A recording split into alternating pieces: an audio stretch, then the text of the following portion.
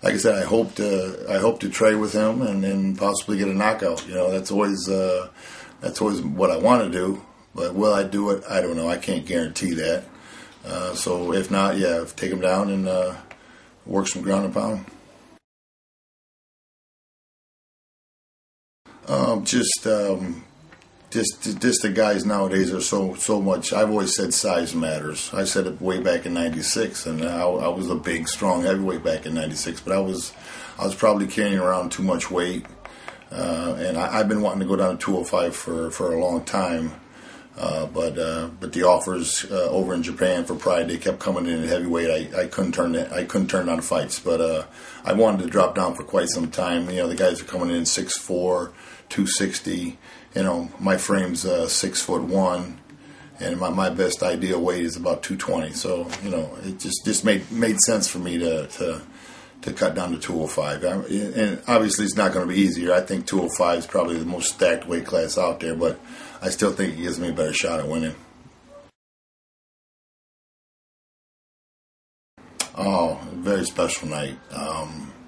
You know, when I left the UFC, I didn't leave on my own terms. Basically, I left because I lost and I was no longer needed.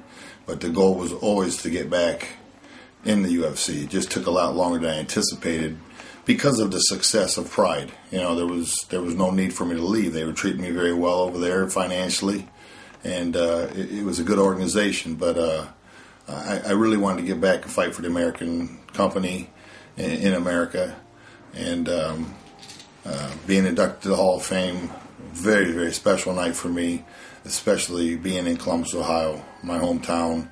My family got to be there, my kids got to be there, my parents.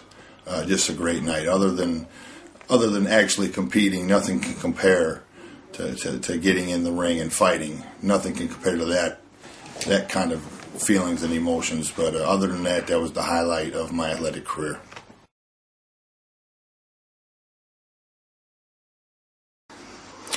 A lot of up and coming guys. As the sport evolves, you're going to see bigger and more athletic big guys coming into it. It's going to take some time, but eventually there'll be more athletic guys in the weight class. Like you said, probably 205 is a stronger weight class, but eventually heavyweight's going to have some big monsters in there.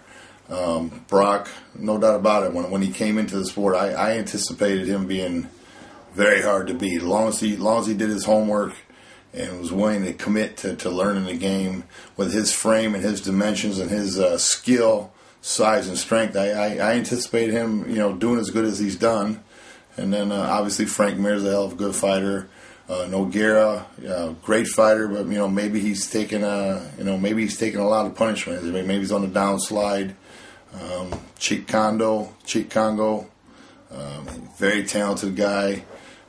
A lot of guys out there.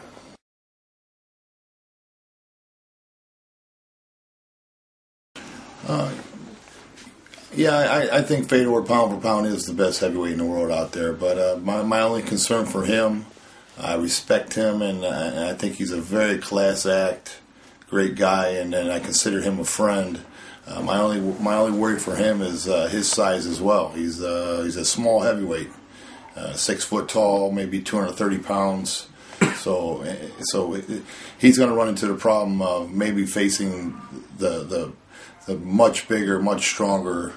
If he runs into a much bigger, stronger, skilled heavyweight, he could run into some problems there. But right now, he owns the weight class right now. But a guy like Brock Lesnar could give him problems. But certainly, I don't want to make excuses, but I definitely was not prepared to fight him the first or second time. But he's fantastic.